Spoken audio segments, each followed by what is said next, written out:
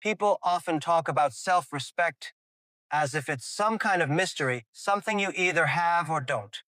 But the truth is, self-respect is something you build brick by brick, decision by decision.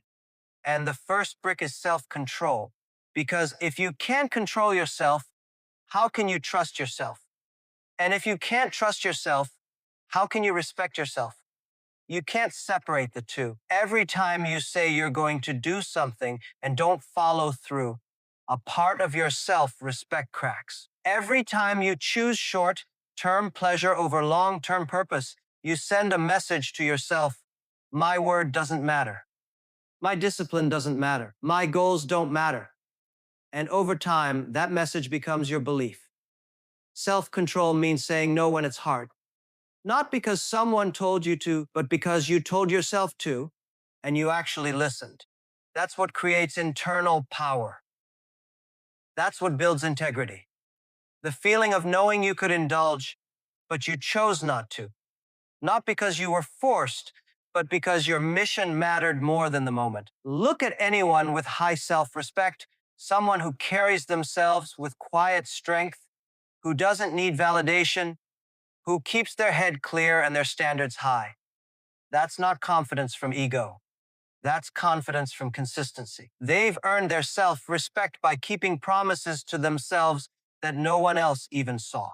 Discipline behind closed doors shows up in public self-worth. The workouts you do when no one's watching, the temptations you resist when no one would know, the effort you give when it would be easy to quit.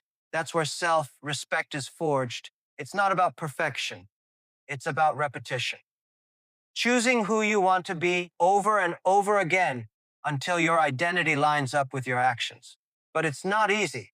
Everything in this world is designed to test your self-control. Advertisers want your attention. Fast food wants your health. Social media wants your time. And comfort wants your ambition. If you don't take control of your life, someone else will. And you'll wake up one day wondering why you feel so powerless, so distant from the person you thought you'd become.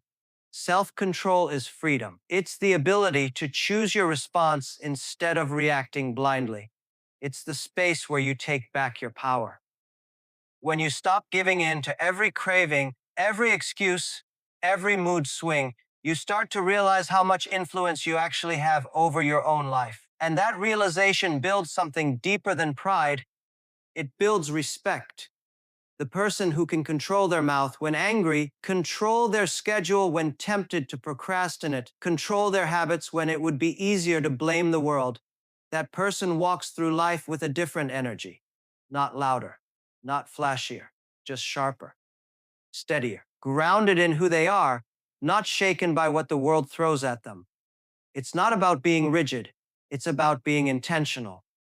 You can still enjoy life. You can still relax. But you do it on your terms, not as an escape from responsibility. That's the difference between relief and discipline. One is temporary. The other is transformational. The more you practice self-control, the more you begin to like the person you see in the mirror. Not because they're perfect, but because they're in charge.